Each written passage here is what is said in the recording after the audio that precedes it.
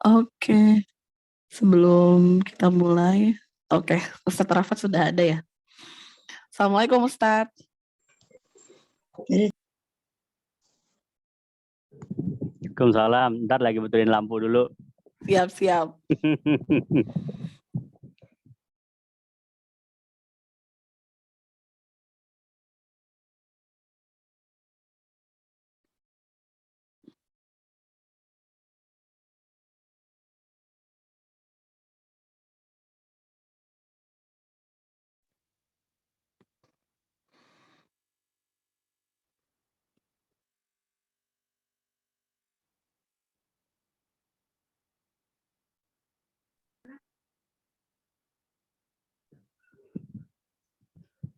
Yuk dimulai yuk.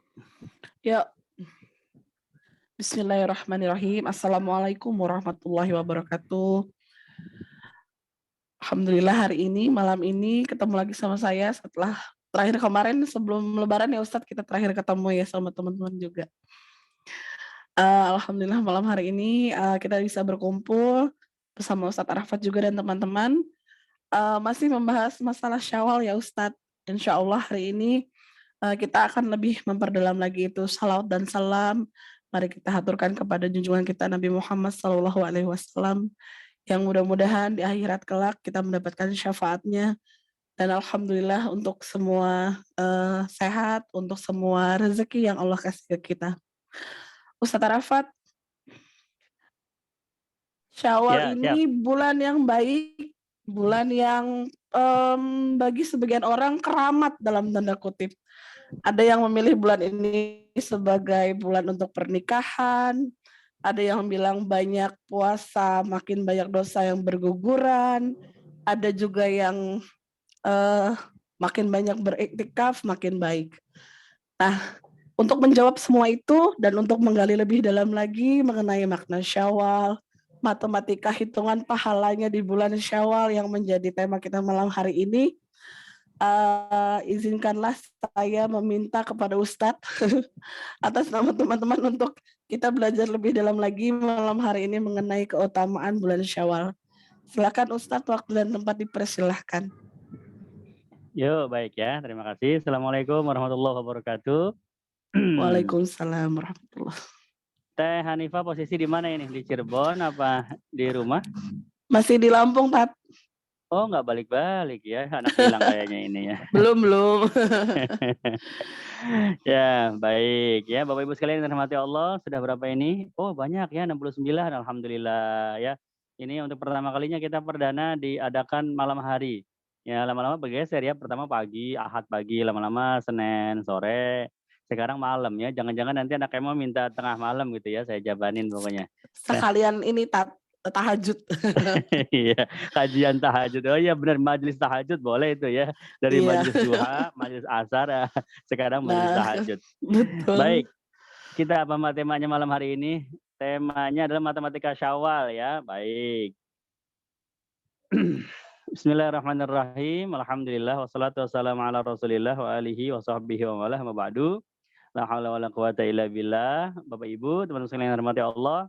Jadi matematika Syawal itu istilah ya, istilah yang saya buat berdasarkan dari hadis Rasulullah SAW ya. Hadisnya itu kita share dulu yuk. Saya akan share layar, kemudian saya sudah menyiapkan hadisnya. Nah ini dia ya. Jadi kita semua sudah hafal ya hadisnya ya. Man shoma Ramadhana tsumma atba'ahu sittan min Syawal kana kasyamid dahri. Nah, ini matematika ini ada 3 komponen. Yang pertama man shoma Ramadhana 1 ya.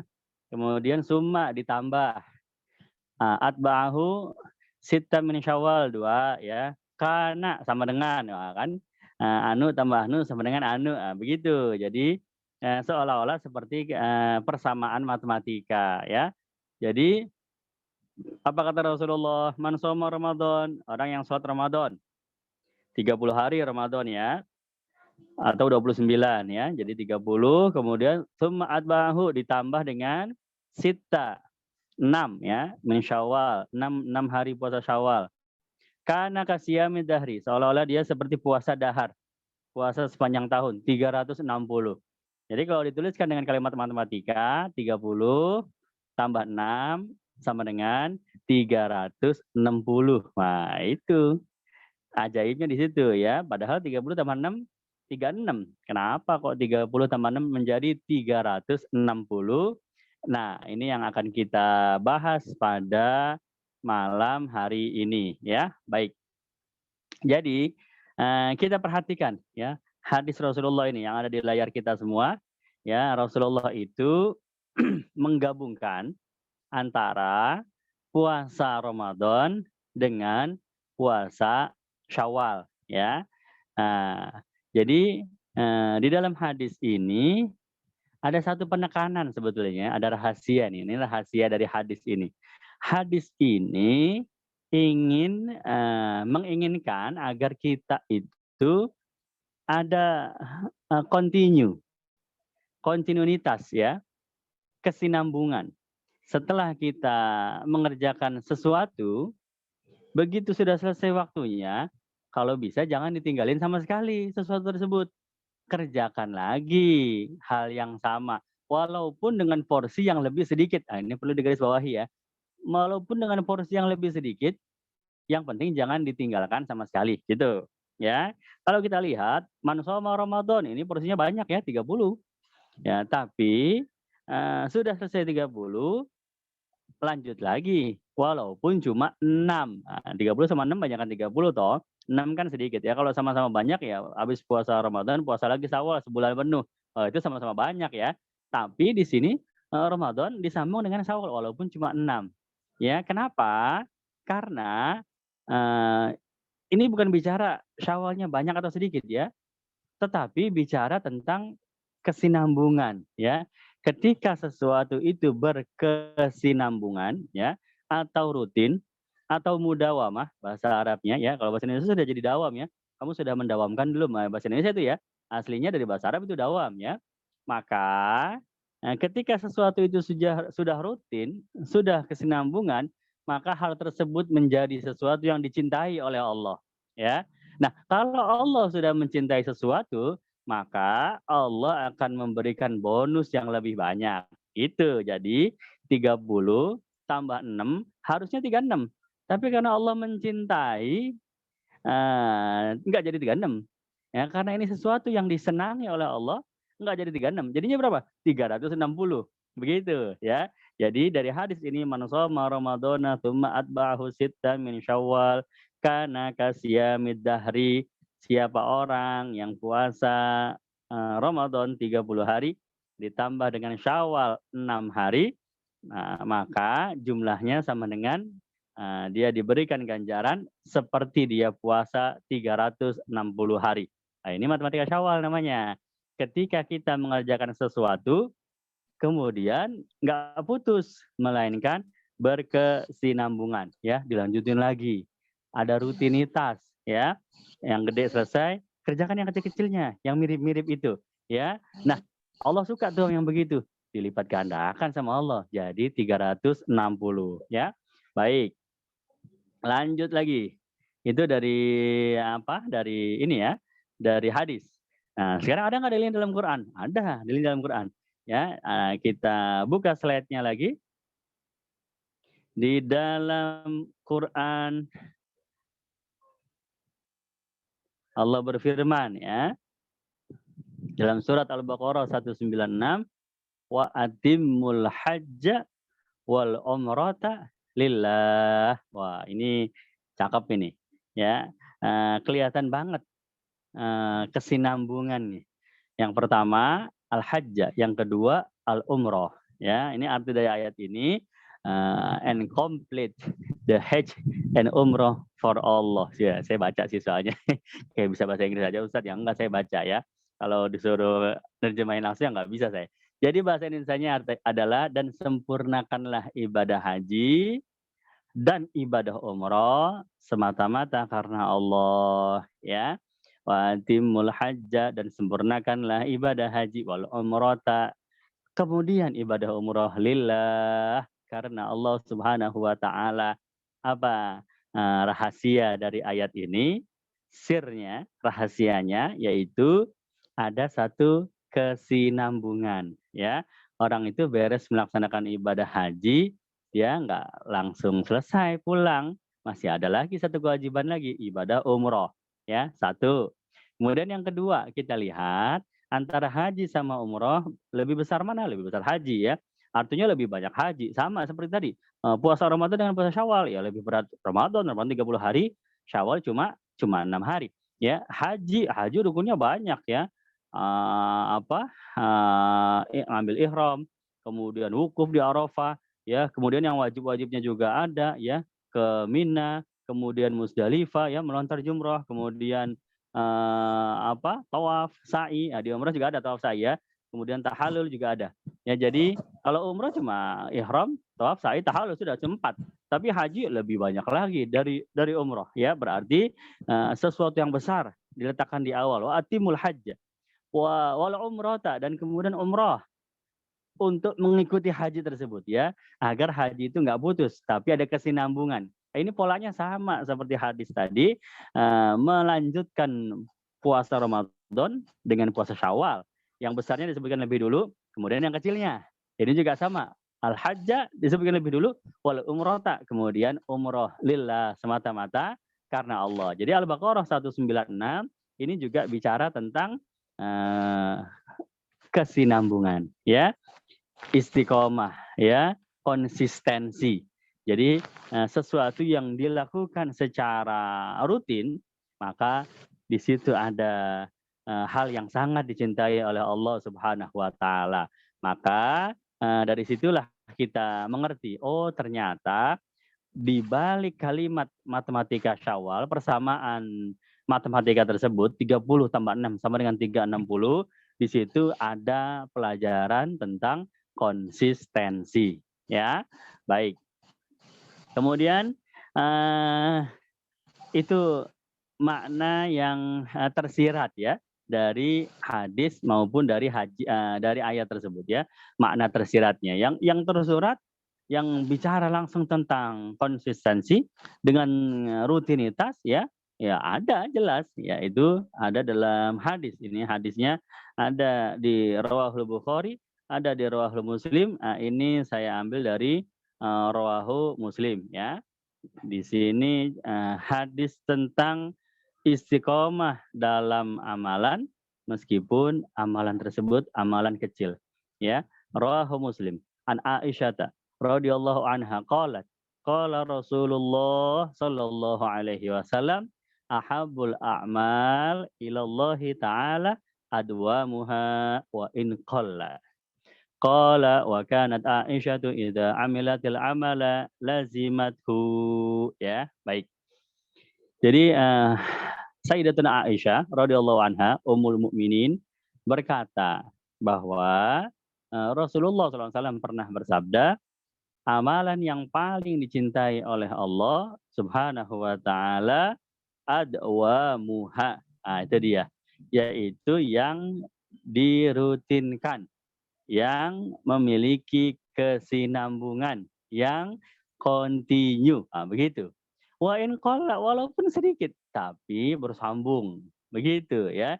Ibarat menyiram bunga ya, lebih baik 1 hari 1 gayung. Tapi terus bersambung sampai 30 hari ke depan. Nah, itu lebih bagus untuk bunga daripada di hari pertama kita menyiram bunga tersebut dengan 30 gayung. Habis itu kita libur selama sebulan ke depan ya. Mati itu bunga tuh ya, dan dia juga nggak senang-senang banget di hari pertama langsung dapat 30 gayung, juga mau ngapain dia? Dia nggak minum sebanyak itu gitu ya. Sama kayak nabung juga ya, Tat. Lebih baik 1000 begitu. sehari daripada 1 bulan sekali gitu mungkin ya, Tat. Betul ya.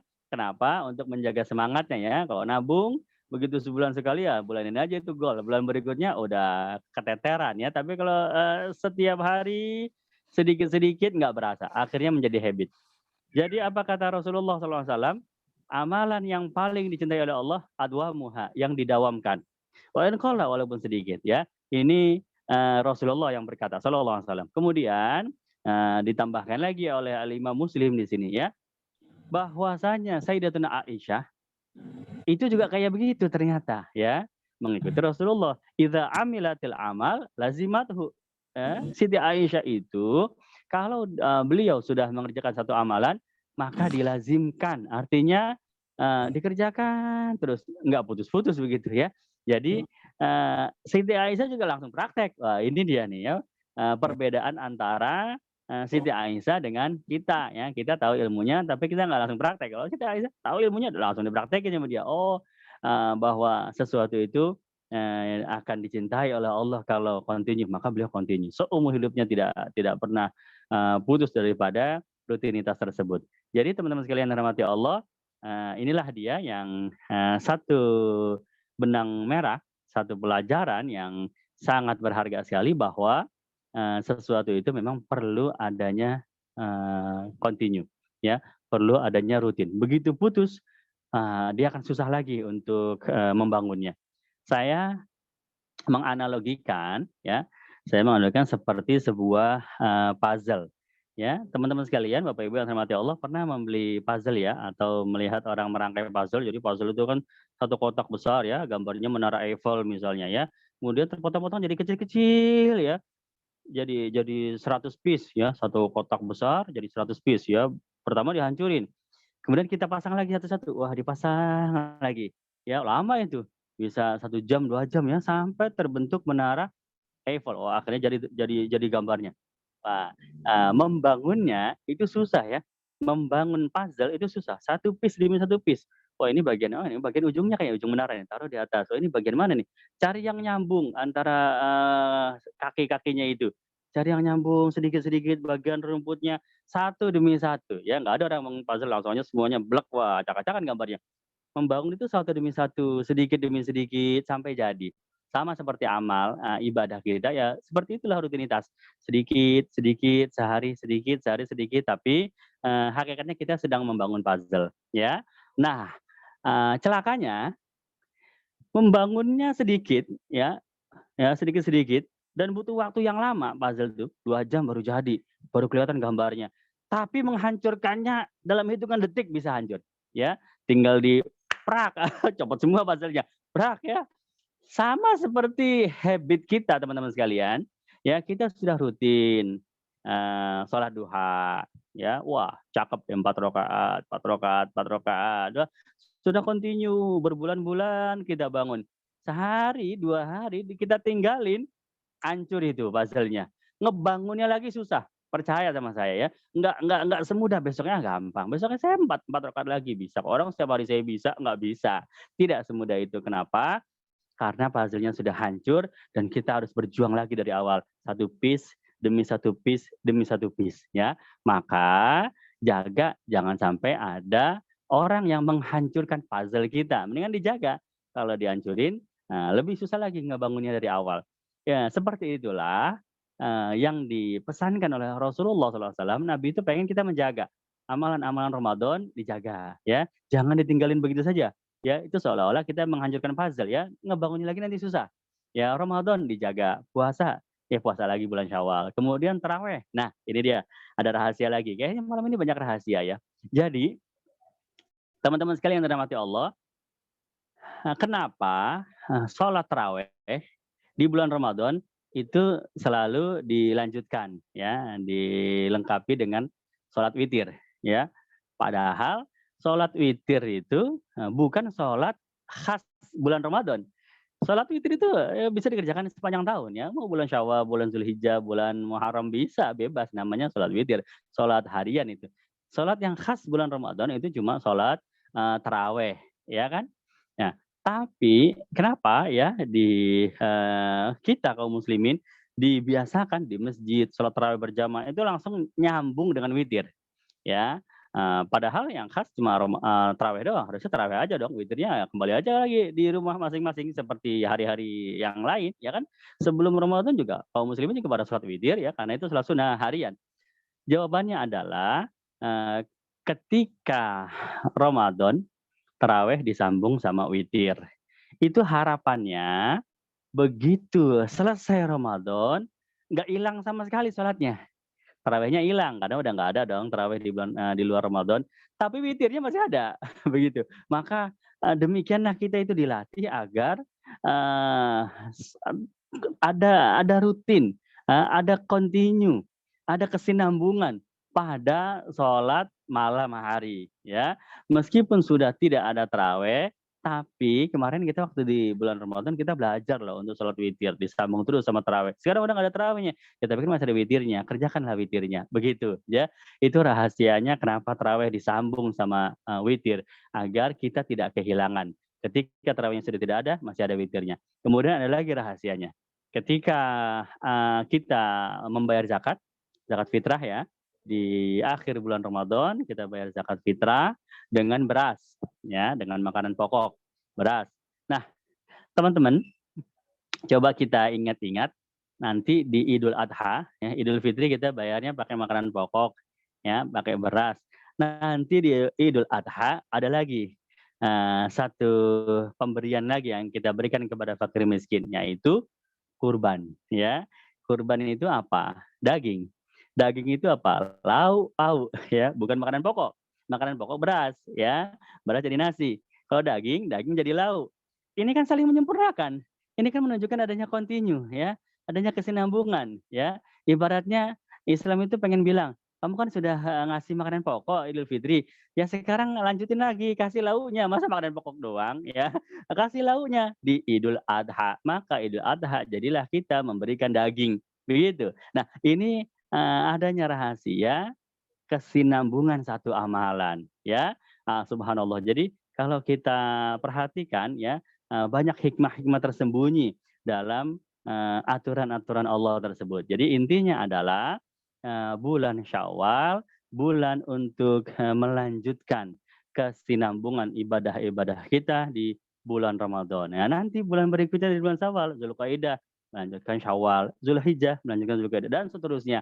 Sehingga terus Ramadan kita tetap hidup sampai kita bertemu di tahun berikutnya, di Ramadan yang akan datang, ya.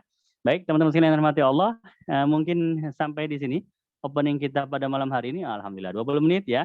Jadi masih cukup banyak waktu untuk tanya jawab. Biasanya kan kita teran ya, banyak pertanyaan yang tidak terjawab. Jadi sekarang kita buka sesi tanya jawab ya, Teh Hanifah, ya. Siap, Tat. Ini ada Pak Sudirman dari tadi. Raisen mau bertanya atau kepencet nih Pak Sudirman? Ya, mau tanya. Oh ya, baik. Silakan Pak. Assalamualaikum warahmatullahi wabarakatuh. Waalaikumsalam warahmatullahi wabarakatuh. Sebenarnya sih banyak pertanyaan, tapi 2 aja, Ustadz, ya. Monggo. Yang satu, mengganti, terutama wanita itu pasti ada terkena tidak puasa pada bulan Ramadan. Terus menggantinya, apakah mengganti dulu atau langsung Syawal? Mana ya? Satu, ada ulama mengatakan cukup mengganti 5, terus karena kurang 1 tambah 1, jadi udah selesai puasa Syawal dan puasa Ramadan. Itu ada salah satu ulama ya, untuk saya dengar. Terus kedua saya punya ponakan, dia pulang dari Amerika hari Kamis sore menuju lewat Jepang. Tahu-tahu sampai di Jepang, di Tokyo atau di Narita, nggak tahu ya, pokoknya di Jepang sudah hari hari Jumat sore. Jadi dia tidak mengalami atau menempuh hari Jumat. Jumatnya dia tidak bisa menjalankan Jumat. Kalau Jumat itu bagaimana hukumnya itu, Pak Ustadz? Waktu itu saya tanya yang nggak wajib Jumat. Terus ada beberapa hari kemarin Hashim Musadi di YouTube juga tuh saya dengar orang dari Indonesia menuju Jepang. Dia berangkat hari Jumat sore. Berarti udah Jumat dia pergi ke Jepang. Sampai di Amerika hari Jumat pagi. Nah, apakah dia harus Jumat lagi atau cukup yang dari sebelumnya? Indonesia. Terima kasih. Wassalamualaikum warahmatullahi wabarakatuh. Oke, Ustadz. Yang pertama, puasa bayar utang dulu atau puasa Syawal dulu atau cukup puasa Syawal hutangnya kena atau kena hutang dulu Syawalnya kena. Yang kedua, kalau sholat Jumatnya sudah terlewat, kita pergi ke luar negeri, apakah hukumnya bagaimana? Harus sholatnya pasti sudah lewat sholat Jumatnya. Yang kedua, kalau kita sudah sholat Jumat di Indonesia, sampai di luar negeri ternyata masih ketemu Jumatan, Ustadz. Ikut Jumatan lagi atau sudah cukup yang sebelumnya? Monggo, Tat. Baik, yuk ada di layar ya hadis yang tadi ya. Ya. Man sama Ramadan. Ya, baik. Kita fokus kepada baris yang kedua itu. Summa atba'ahu. Ya. Atba'a, ya, atba'a itu artinya diikuti. Ya. Diikuti. Nah, di sini ulama, oke, saya perbesar. Oke. Di sini ulama mengartikan hadis ini, siapa yang puasa di bulan Ramadan, kemudian diikuti dengan Syawal 6 hari. Nah, berarti kata ulama, Ramadannya harus beres dulu. Kenapa? Karena baru bisa disebut diikuti kalau sudah beres, ya. Nah, kita dalam bahasa Indonesia, ya. Saya melihat sekelompok gajah sedang berlari. Kemudian diikuti dengan sekelompok rusa berlari, ya. Kemudian diikuti lagi dengan sekelompok kuda, begitu. Dalam bayangan kita apa campur aduk itu? Gajahnya ya campur, ada di tengah-tengahnya ada rusanya juga, ada kudanya juga. Atau gajahnya dulu selesai satu kelompok, diikuti nanti kelompok kedua, rusa, nggak ada gajah di situ, tinggal rusa doang, ya. Kemudian diikuti dengan kuda, dan kuda nggak ada rusa, ya kuda doang. Ya sama seperti bahasa Indonesia, ya. Jadi Rasulullah ini ingin menyampaikan Ramadan itu beres dulu, baru diikuti dengan 6 hari di bulan Syawal. Artinya ketika Ramadan masih ada utang puasa karena haid, ya, karena datang bulan, 6 hari, 7 hari, dikodok dulu 6 hari, 7 hari, beres. Berarti sudah sempurna kan Ramadan, sudah 30, ya, atau sudah 29, sudah beres, nggak punya utang puasa, baru diikuti dengan puasa Syawal, begitu ya. Jadi ini pendapat yang saya belajar dari saya punya guru Al-Habib Umar Al-Hamid. Beliau belajar kepada Al-Alim Al-Alama Sayyid Muhammad bin Alwi Al-Maliki Al-Hasani, ya, ulama dari kota Mekah sekaligus pengajar di Masjid Haram, ya. Dengan catatan, tapi tetap ada catatannya, ya, bahwa ada pula pendapat yang mengatakan summa atba'ahu itu hadis yang tadi, ya, itu tidak terkait dengan perintah untuk menyempurnakan Ramadannya dulu. Jadi boleh-boleh aja Ramadan masih punya utang, tapi puasa Syawal, begitu, ya. Nah, kalau sudah begini, berarti menurut pendapat yang kedua ini, ya, berarti boleh sekaligus puasa qadha Ramadan, karena dia masih punya utang kan, jadi ngebayar Ramadan, diniatkan berbarengan dengan sunnah Syawal, itu boleh. Ya, kenapa? Karena puasa adalah salah satu ibadah yang niatnya boleh digabungkan. Jadi kalau ada ulama yang berpendapat demikian, ya, kita dengar ada ustadz ceramah, kok begini ya? Beda dengan Ustadz Arafat, ya? Bukan beda. Memang beliau mengambil pendapat ulama yang membolehkan. Kita harus menghormati dan memuliakan semua pendapat itu benar selama memang kita mendapatkannya dengan ilmu yang bisa dipertanggungjawabkan, ya.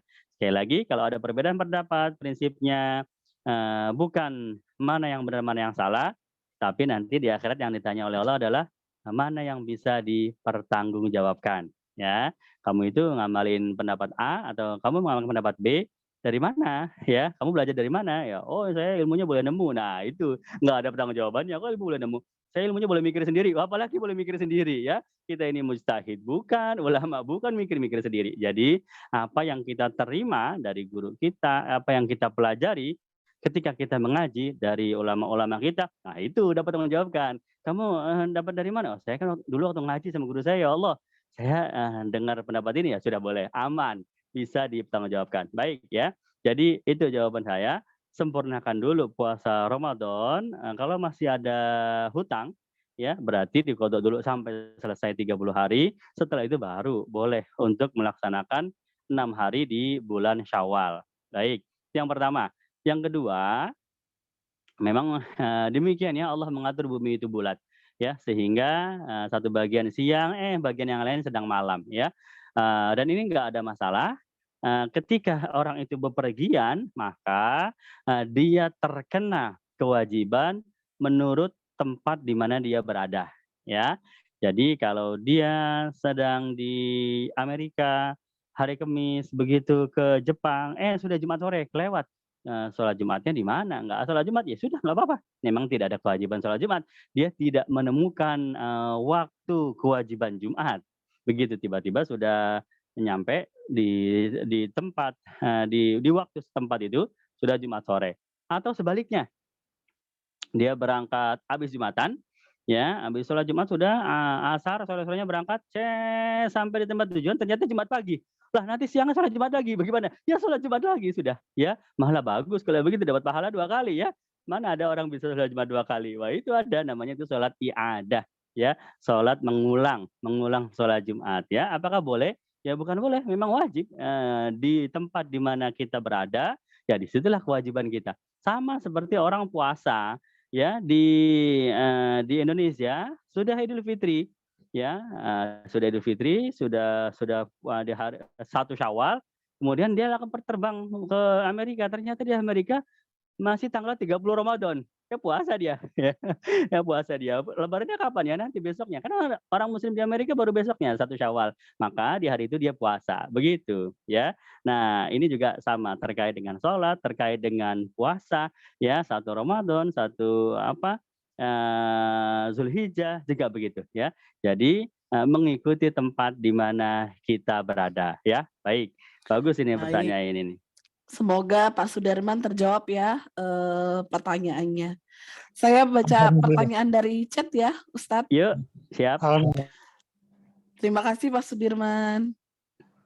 Dari Ibu Erni atau Ibu M. Pak Ustadz izin bertanya, saya lagi ada uzur syar'i nggak bisa lanjut puasa Syawal karena lagi hamil. HB-nya kurang. Sudah coba saum tapi nggak kuat. Apa ada amalan pengganti yang setara dengan puasa Syawal? Baik ya, bagus ini ya. Teman-teman sekalian yang dirahmati Allah, jadi kebiasaan ya itu diperhitungkan oleh Allah Subhanahu wa taala ya. Ini makanya continue yang tadi yang kita bahas rutin ya. Kenapa itu penting? Nah, jadi kebiasaan, orang yang punya kebiasaan, ketika dia ada uzur, tidak bisa mengerjakan, kalau dia punya kebiasaan, dia tetap dapat pahalanya. Ya. Nah, tapi sebaliknya, dia nggak punya kebiasaan, kemudian dia nggak ngerjain, dia nggak dapat pahala. Contoh, setiap pagi kita sholat duha, pagi duha, tahu-tahu bangun tidur, aduh pala pusing ini berat banget ya, nggak bisa sholat duha, sampai zuhur belum hilang pusingnya, dapat nggak dia pahala duha? Dapat, 100% dapat. Ya, kenapa? Karena dia punya kebiasaan. Nah, yang lebih dahsyat lagi nih ya, ada orang yang masih muda, dia rajin sekali puasa sunnah Senin Kemis, begitu sudah masuk usia lanjut, wah sudah badannya lemah, sudah nggak kuat, nggak bisa puasa, masih tetap dapat pahala puasa sunnah Senin Kemis, dapat ya sepanjang usia tuanya, masya Allah, berarti bertahun-tahun tuh dia dapat passive income-nya. Passive income-nya dia dapat karena dia investasi ketika usia muda ya, dengan ketika dia masih sehat begitu. Jadi semuanya tergantung kepada kebiasaan. Ketika kita ada uzur terhadap sesuatu, tapi memang kita orang yang rutin dengan sesuatu tersebut, maka percayalah rahmat Allah itu luas, kita tetap mendapatkan pahalanya ya. Jadi satu, lihat kembali kepada kebiasaan. Wah, emang saya mah nggak pernah putus, setiap tahun selalu puasa Syawal. Syawal ini aja saya lagi hamil, jadi nggak bisa puasa. Dapat sudah 100% ya, begitu. Yang kedua, adanya penyesalan, ya. Ini juga diperhitungkan menjadi pahala, ya. Ya Allah, sayang banget ya saya sedang head, padahal kalau saya nggak head, saya pengen puasa. Oh, dapat. Penyesalan itu mahal harganya ya, dibandingkan orang yang tidak ada rasa penyesalan ya. Head atau nggak head ya biasa-biasa aja dia. Padahal dengan dia menyesal itu sebetulnya dia mendapatkan pahala. Tapi penyesalannya yang jujur ya, Allah Maha tahu isi hati kita ya, bukannya ya aduh saya menyesal nih, padahal dalam hatinya yes, untung saya head gitu, nggak begitu ya. Nah, Allah mengetahui kejujuran kita. Jadi seperti itu ya, Ibu, kembali kepada kebiasaan kita dari tahun ke tahun seperti apa, dan kembali kepada penyesalan yang tulus dari dalam hati. Memang saya nggak bisa, padahal saya pengen banget. Nah, tidak terlewat dari pahala oleh Allah Subhanahu Wa Taala. Baik. Kalau untuk amalan pengganti puasa Syawal atau yang setara mungkin Semua, Ustaz? oh tidak ada. Semua amalan yang boleh dikerjakan oleh perempuan yang sedang haid, silakan. Bukan haid ini ya, hamil Oke. ya. Hamil. Ya, hamil. iya boleh dikerjakan, silakan ya. Oke. Begitu. Mau lanjut. Jangan pura-pura tidak makan, tidak minum untuk menggantikan puasa Syawal, jangan, makan aja ya. Begitu. Oke, mau lanjut pertanyaan atau mau lanjut materi dulu Ustaz?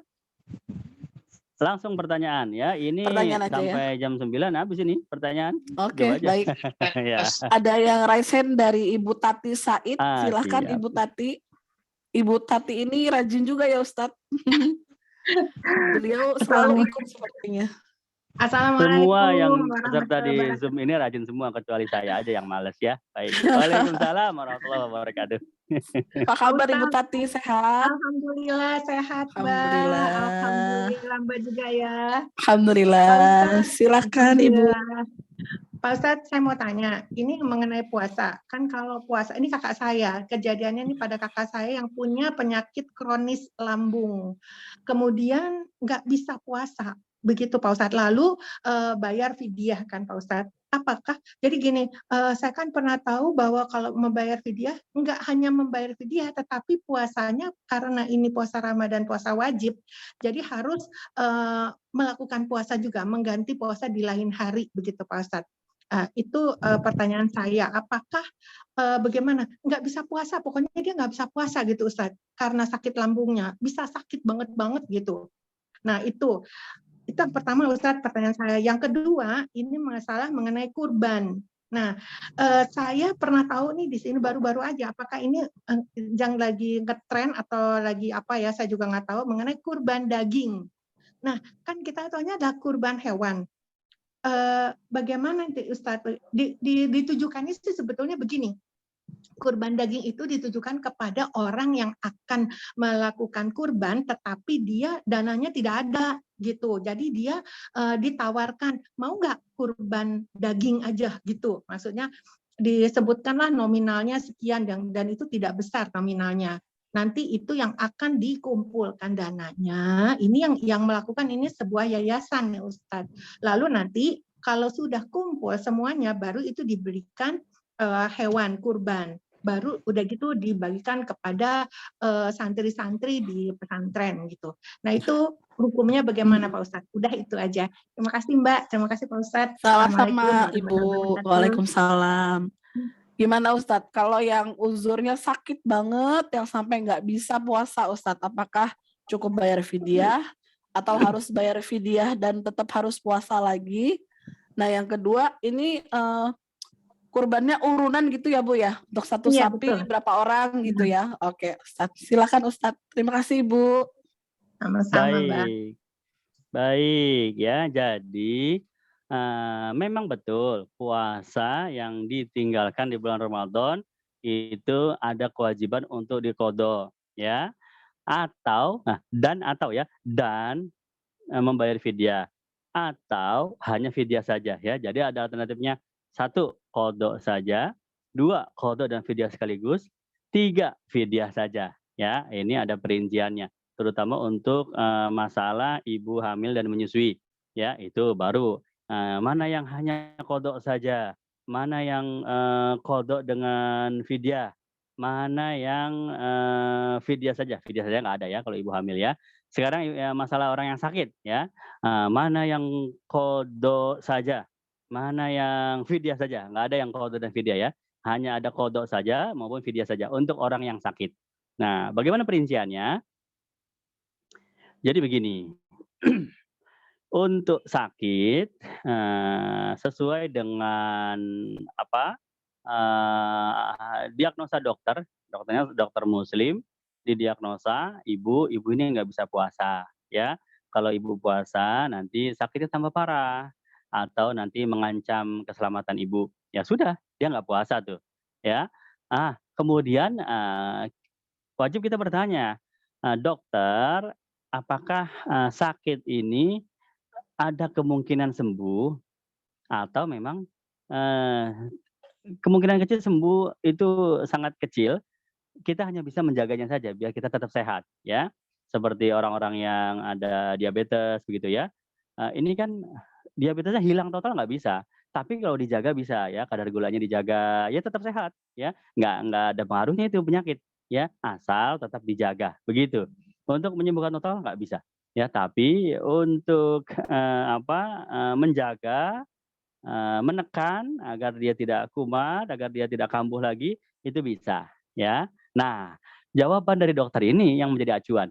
Kalau penyakit tersebut ada kemungkinan sembuh, "Oh, nggak apa-apa Ibu, ini mah penyakit biasa. Insya Allah Ibu minum obat ini, 6 bulan nanti sembuh ya, asal rutin tiap hari," ya. Misalnya, tuberkulosis dan sebagainya, itu kan obatnya rutin 6 bulan. Tapi memang, menurut perkiraan dokter, yang sudah Ibu, kalau obat ini diminum 6 bulan, bulan ke-7 sembuh insya Allah total, hilang itu virus-virusnya, ya penyakitnya itu hilang, sembuh total, ya, sehat lagi seperti sedia kala. Nah, kalau orang ini terkena penyakit seperti itu, maka dia kan nggak puasa, dia tidak dikenakan fidyah, dia tetap wajib qadha. Kenapa? Kan dia nanti sembuh, kata dokternya, "7 bulan lagi Ibu sembuh kok, asal ini rutin obatnya 6 bulan." Ya udah, bulan ke-7 begitu dia sembuh, dia qadha, begitu ya. Nah, tetapi untuk jenis yang pertama tadi, ya ini kemungkinan, tidak bisa hilang secara total Ibu, hanya, bisa dijaga aja. Ibu jaga makanannya, Ibu jaga kesehatan gitu ya, dan insyaallah Ibu akan sehat terus panjang umur, begitu. Jadi, mau ditunggu sampai 7 bulan, bulan ke-7 ya tetap nggak sembuh juga.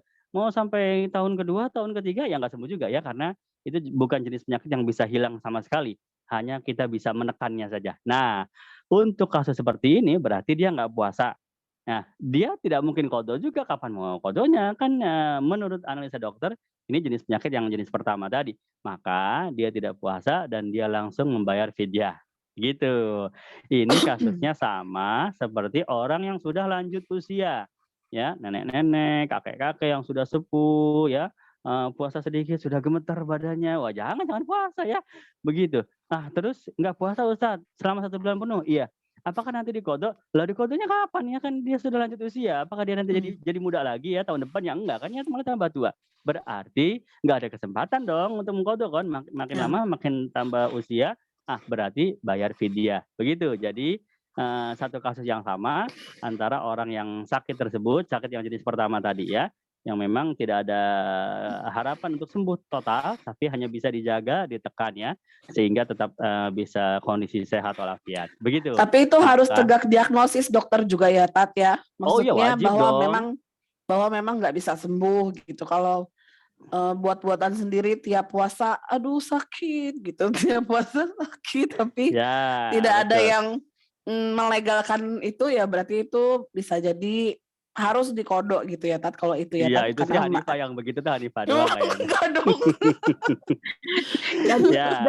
jadi kalau nggak puasa, maksudnya gini, jadi kalau bukan hanya maksudnya membayar fidyah saja bisa Kak Ustadz gitu, karena dia udah nggak bisa puasa. Dicoba di tahun depannya untuk puasa, tapi hanya bertahan misalnya hanya 10 hari. Di hari yang ke-11 atau di hari yang ke-12, 13 itu udah sakit sampai hampir masuk rumah sakit gitu loh, Ustadz.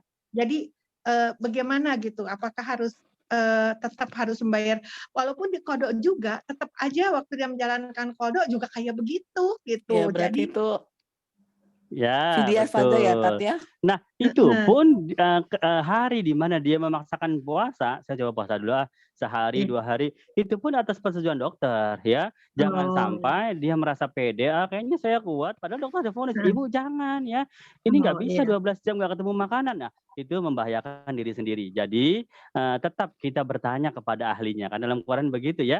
Ada sesuatu kita tanya kepada ahlinya, dokter yang lebih ahli. Jadi kalau dokter bilang, kalau ibu memang merasa kuat, puasa boleh puasa, nggak apa-apa. Tapi kalau ibu udah nggak kuat, ibu berhenti ya, jangan puasa ya.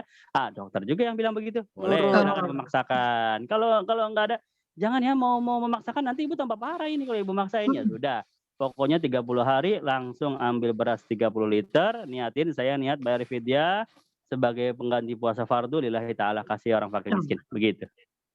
Ya Ustadz, terima kasih.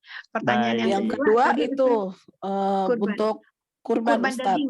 Kurban daging. Ya baik. Nah, jadi begini ya, ada ibadah itu ketika kita tidak bisa mengerjakan seluruhnya, sekurang-kurangnya jangan kita meninggalkannya sama sekali. Nah, ini pernah dikerjakan oleh para sahabat ya, di antaranya Sayyidina Anas bin Malik. Anas bin Malik itu berkurban dengan seekor ayam. Seekor ayam ya. Dia nggak mampu beli unta. Dia nggak mampu beli daging ya. Sudah saya beli ayam saya potong bismillah ya Allah. Saya nggak bisa kurban kambing, tapi saya nggak mau meninggalkan ibadah kurban sama sekali. Maka kurban ayam. Hitungannya gimana? Hitungannya jelas bukan pahala kurban ya, karena ayam bukan kambing, tapi tetap ada pahala imtisalil kurban, seolah-olah mengikuti orang-orang yang lagi kurban yang lain begitu. Jadi dia merasa cemburu ya, dia merasa gelisah kalau dia tidak bisa mengikuti orang lain gitu, padahal dana memang tidak ada. Maka ya sudah ayam saja potong begitu. Ini kondisinya memang orang nggak mampu beli kambing loh ya. Jangan alhamdulillah ada dalilnya beli ayam aja, padahal dia mampu beli kambing. Orang HP-nya iPhone ya, ternyata dia ternyata hanya mencari-cari dalil saja ya. Kemudian yang berikutnya ada lagi sahabat Nabi Shallallahu Alaihi Wasallam ya, tanya sama pembantunya ya, kamu korban nggak tahun ini? Ya nggak korban wahai sahabat, saya nggak punya uang buat beli korban. Dikasih duit sama sahabat, sudah kamu beli daging di pasar, ini duitnya ya, 1 kilo 2 kilo kamu beli, kamu berikan kepada fakir miskin, begitu ya.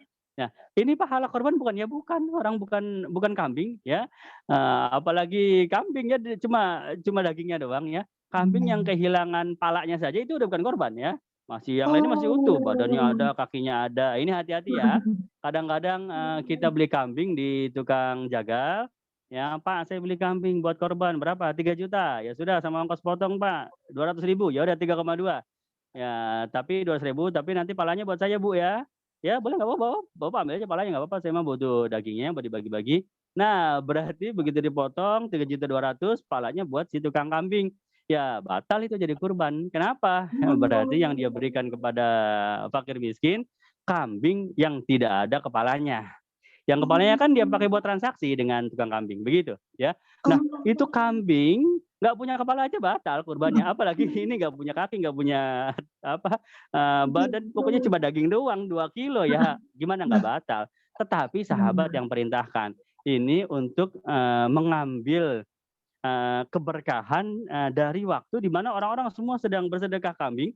Ketika kita nggak punya dana, ya sudah kita sedekah apa yang kita mampu. Jadi ketika tidak bisa mengerjakan semuanya, jangan meninggalkan semuanya ya, kerjakan walaupun sedikit. Begitu. Nah, kembali ke zaman sekarang, boleh nggak dikerjakan? Ya boleh. Dulu dikerjakan sama sahabat ya, tetapi ya itu tadi garis bawah, jangan menjadi alasan ya, wah sebetulnya kita mau beli kambing. Oh ada kesempatan ini kata Ustadz boleh, akhirnya dia jadi beli daging doang ya, dia jadi beli ayam doang. Ya, itu yang menyalahgunakan dalil gitu ya. Jadi dia pakai pada tempat yang tidak semestinya. Begitu. Ya, Ustaz. Alhamdulillah. Terima kasih banyak Pak Ustadz, sekarang sama-sama. Alhamdulillah. Terima kasih Pak Ustadz. Jadi ayam lagi nih tahun ini Bu ya. Enggak Pak Ustadz, enggak. Makasih Pak Ustadz. Iya. Nah, Hanifah nungguin kambingnya tuh Ibu. Iya. Ustadz tahu aja. Ada Ibu Nani Ibu Nani, pertanyaannya apakah pahala tersebut termasuk kebiasaan juga untuk sholat tahajud? Ini mengulang yang tadi Ustadz, yang Ustadz Oh bilang ya, kalau kita terbiasa melakukan ibadah-ibadah ketika kita tidak ketika kita berhalangan untuk melakukan ibadah tersebut, dapat pahalanya juga, termasuk tahajud juga ya Ustadz? untuk semua ibadah. Ya, Oke. tahajud juga, tholabul ilim juga. Ibu setiap pekan hadir di Zoom dengan niat menuntut ilmu. Nah, menuntut ilmu kan ibadah ya, tholabul ilmi ya.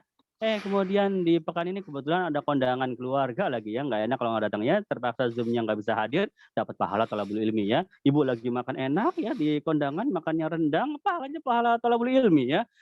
Lebih enak ibu daripada saya ya. Saya yang ngomong capek-capek pahalanya sama ternyata. Jadi begitu, Masya Allah. Rahmat Allah sangat luas ya. Begitu. Oke. Siap. Ada Pak Syahri. Silakan Pak. Sudah angkat tangan. Monggo. Apa yang mau ditanyakan Pak Syahri? Assalamualaikum Ustaz Arafat. Waalaikumsalam Pak Syahri.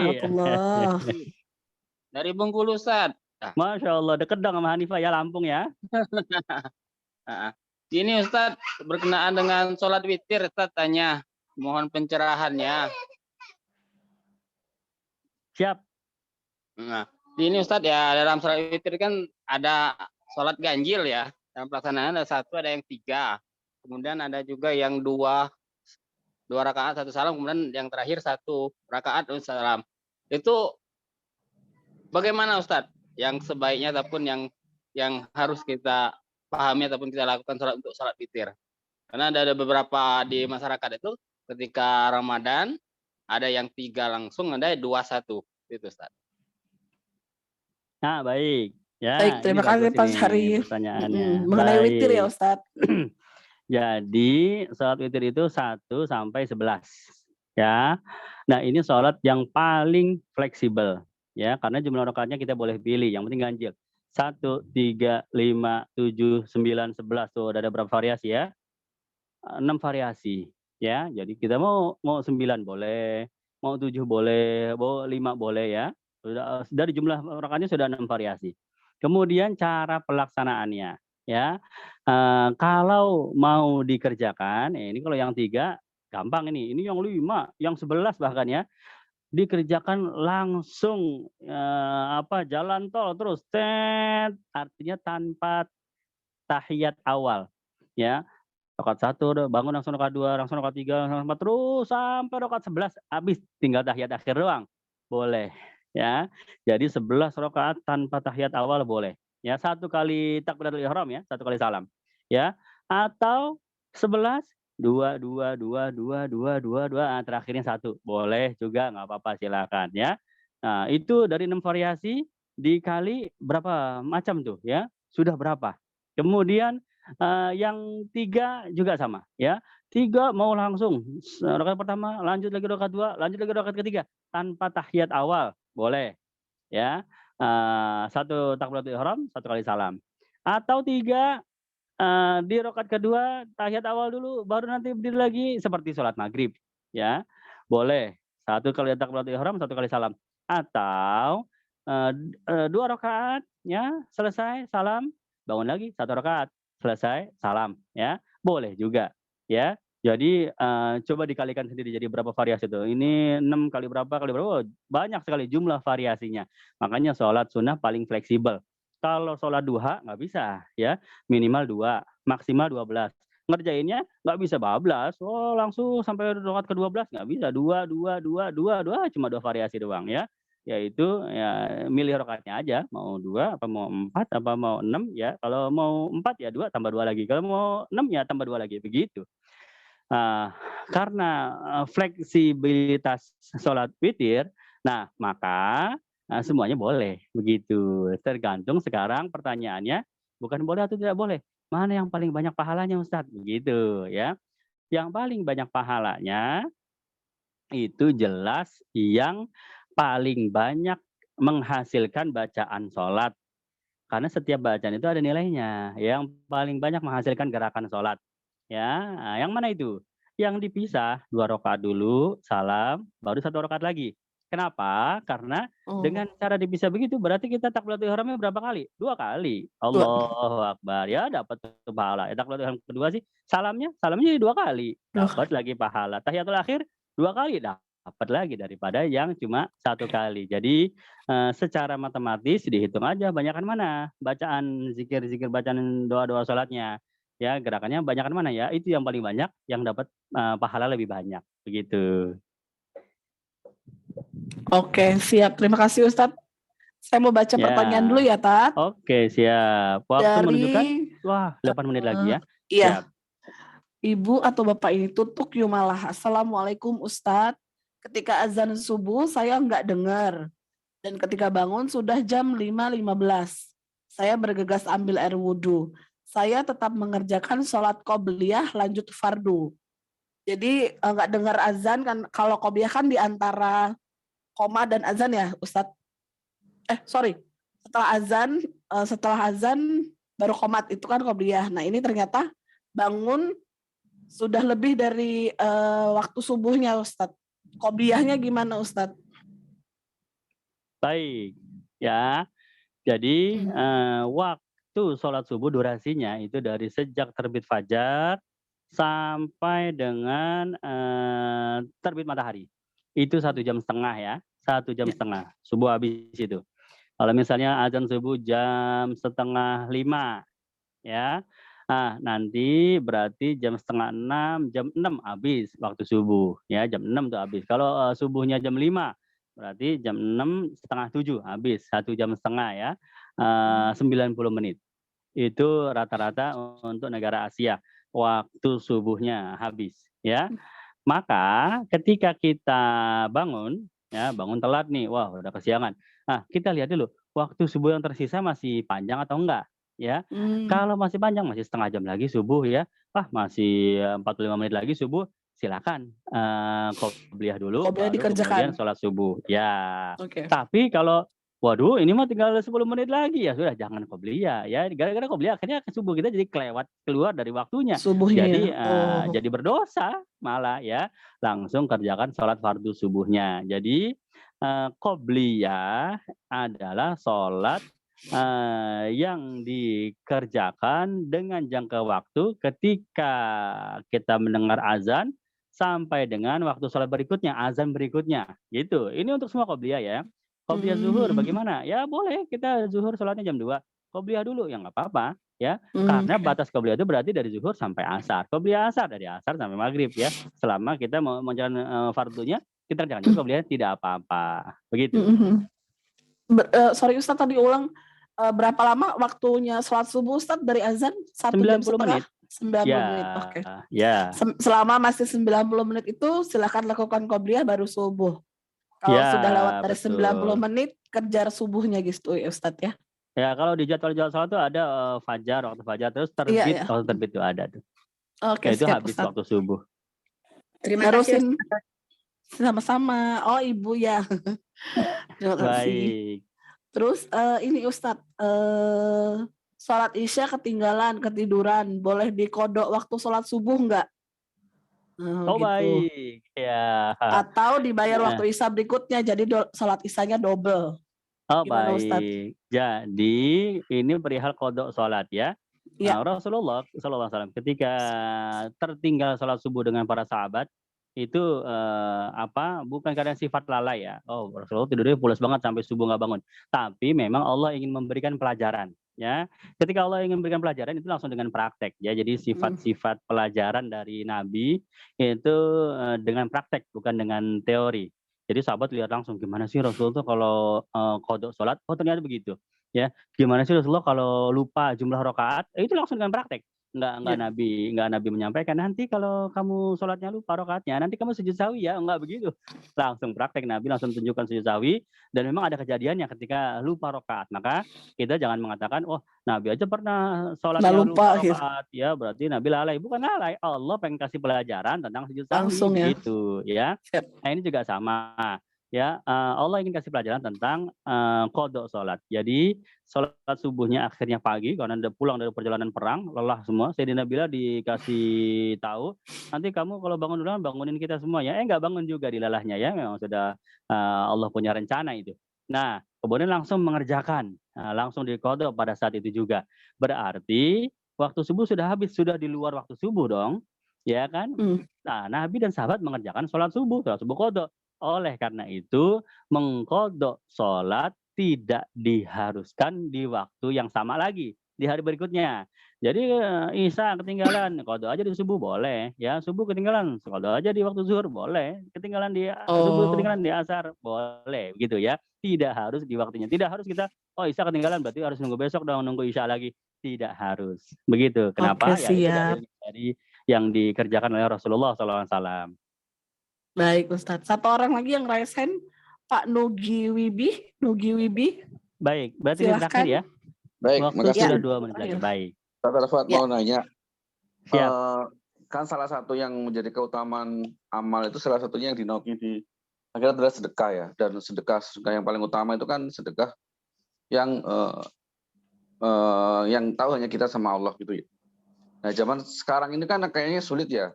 Bagaimana sedekah yang kita hanya kita yang tahu sama Allah gitu. Contohnya kita mau sedekah air itu pun pasti lewat lembaga. Terus kemudian kalau kita mau ke kota amal juga kadang-kadang kita sudah nggak bawa cash, memang pakai QR gitu. Tercatat semua gitu. Artinya memang teraudit sama yang lain. In case kita akhirnya nyumbang pun juga kelihatan sama orang-orang gitu. Nah, di sini seperti apa ya? Kita bisa menerapkannya gitu. Kalau kita pengennya niatnya nggak pengen lihat, tapi sebenarnya ujungnya lihat juga. Itu gimana juga gitu. Baik.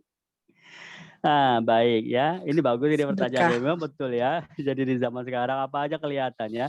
Jadi syaratnya yang pertama tidak ada faktor kesengajaan. Yang pengen diliatin gitu ya. Sedekah tapi kanan kirinya kameramen ya, editor. Wah, itu bukan sedekah namanya, sengaja. Tidak Niat ada faktor ini ya kesengajaan. Ustadz ya, berkenaan dengan niat ya. Iya. Begitu. Jadi ya sudah mau transfer sedekah ya kecatat di banknya, admin banknya tahu, minimal mereka nggak kenal sama kita kan, ya kayak mereka nggak kenal sama kita dan itu yang pertama ya. Ada perasaan ketika ada orang yang kenal dengan kita, tahu ibadah kita, itu baru muncul sifat seperti itu ya. Nah, kalau orang yang nggak tahu, biasa-biasa aja kayaknya, lah ngapain dia nggak kenal saya juga nggak kenal dia, begitu ya. Nah, maka itu penting sekali, memang tidak ada faktor kesengajaan. Nah, yang kedua, tidak ada rasa senang meskipun diketahui orang lain, ya. Begitu. Nah, ini yang menjadi parameter ya. Ketika kita sedekah, kemudian, wah ini saya QR code, set, ini insya Allah ini adminnya tahu ini nama saya muncul terus ini, ada rasa senang. Nah, itu yang membatalkan daripada, bukan membatalkan ya, mengurangi pahalanya ya. Tapi kalau ya seperti tadi prinsipnya, set admin banknya tahu, biarin aja, saya kenal dia nggak kenal saya kok ya. Enggak ada rasa, biasa aja, nggak ada rasa senang, begitu ya. Dan ini lebih mudah dikerjakan ketika memang orang-orang yang tidak ada kaitan dengan kita ya.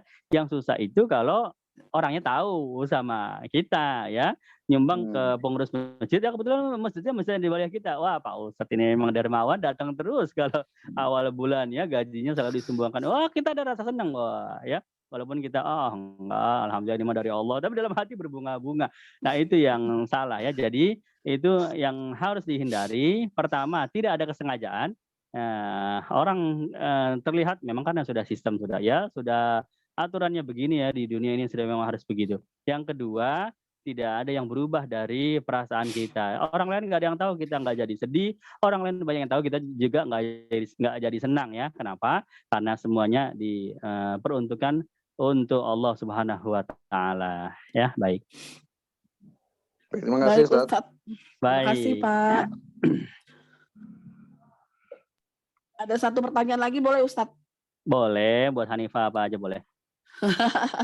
Dari Ibu Impu Goa. Assalamualaikum, tanya salat witir. bagaimana kalau kondisinya sholat malam plus witir 5 rakaat terus tidur. Ternyata ketika bangun masih waktu lail. Apa masih bisa nambah sholat lail lagi Ustadz? Jadi sudah sholat malam terus tutup witir.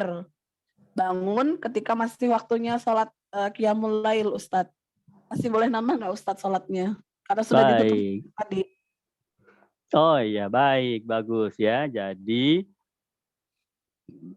witir itu ada yang di awal malam, ada yang di akhir malam, menjadi penutup para sholat. Kalau dikerjakan di akhir malam, penutup para sholat. Kalau dikerjakan di awal malam, ya berarti dia tidak menutup para sholat. Dia menutup sholat yang di awal malam doang. Begitu ya, maknanya begitu. Ya, misal awal malam kita sholat isya, kemudian ba'diyah isya, kemudian apa lagi sholat sunnah yang lain, kemudian tutup dengan witir, sudah tidur. Nanti malam bangun sholat lagi boleh, sholat sunnah yang lain boleh, sholat witir lagi aja boleh. Yang penting belum 11 witirnya ya. Begitu. Jadi yang dimaksud penutup sholat ya sholat yang di awal malam tadi, sudah rangkaian sholat awal malam sudah ditutup dengan witir ya.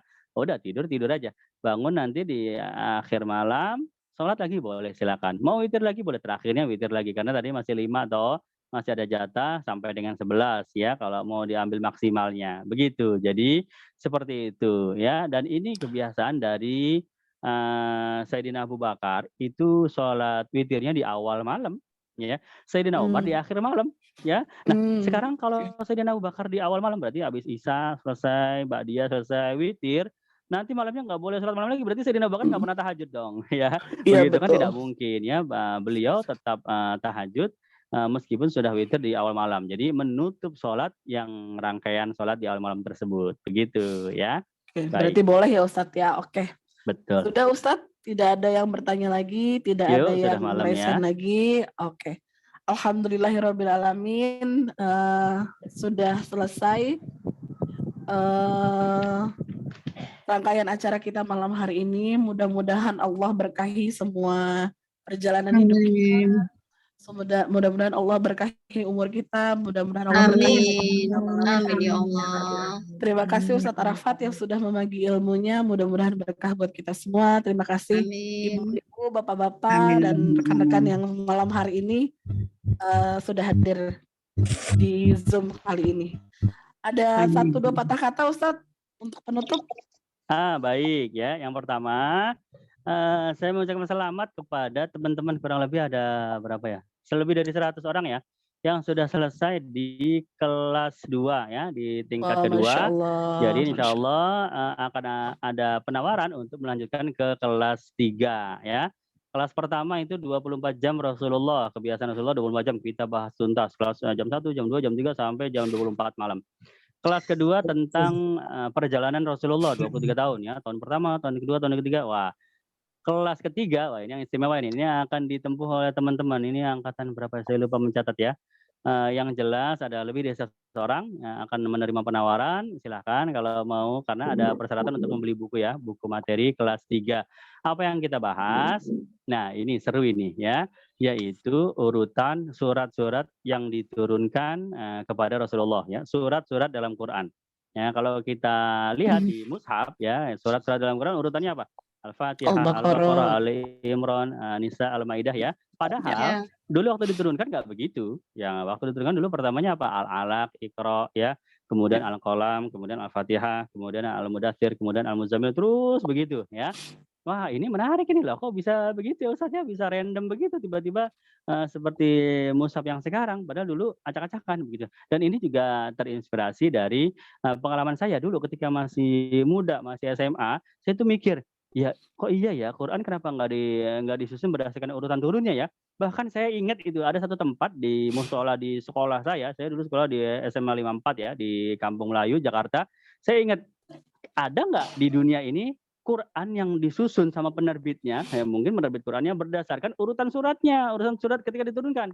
Jadi pertama bukan Fatihah, saya maunya pertamanya itu Al-Alaq. Ada nggak yang bikin Quran begitu, menerbitkan begitu ya? Saya mau nanya antar sama paman saya waktu itu, paman saya masih jadi TKI ya di Arab, siapa tahu di Arab ada gitu, namanya masih muda ya. Ternyata tidak ada, dan itu semuanya ada rahasianya. Kenapa tidak ada yang menyusun seperti itu? Dan urutannya juga dari surat pertama sampai surat terakhir. Yang terakhir turun adalah An-Nasr. Idza ja'a nasrullahi wal fath. Itu surat ke-114. Urutannya pun itu susah dicarinya ya. Saya pengen tahu dari surat pertama turun sampai surat terakhir turun tuh urutannya bagaimana? 1 2 3 4 5 sampai 19. Nyari susah di Google, susah di YouTube, susah zaman sekarang ya. Apalagi zaman dulu ya, enggak ada Google, enggak ada YouTube. Nyari di kitab susah begitu. Alhamdulillah Allah beri kesempatan, ada peluang, saya belajar kepada banyak guru, saya membaca banyak kitab. Ternyata ada loh susunan ini.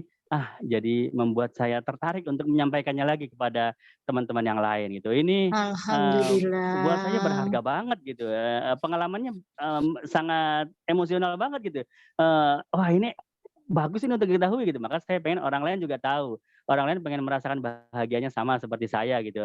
Merasa beruntung mengetahuinya. Maka ya teman-teman sekalian, Bapak Ibu yang dirahmati Allah, kalau menerima penawaran nanti kelas 3 silahkan ya.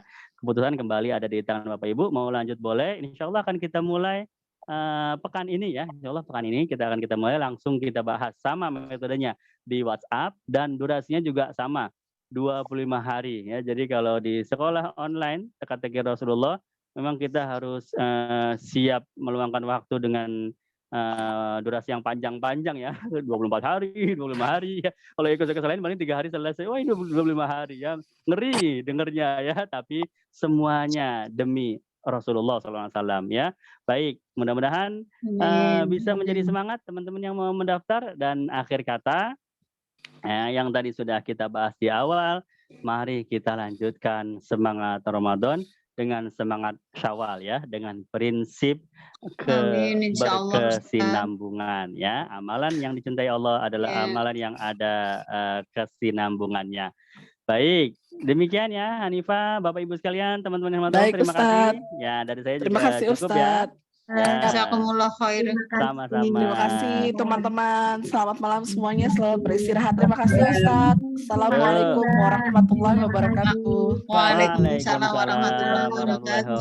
Subhanakallah. Atubu ilaik. Terima kasih. Yuk. Alhamdulillah. Terima kasih. Ada siapa aja ini? Pak Iskanto, Ibu Nova di Banjarbaru. Subhanallah ya. Ibu Tutu, Pak Mahfuz, ya. Ibu Ita, Muftita absen. Ibu Ita absen. Siap, doain Ibu ya. Siap. Yuk semuanya ya. Terima kasih. Kita keluar yuk sama-sama. Assalamualaikum.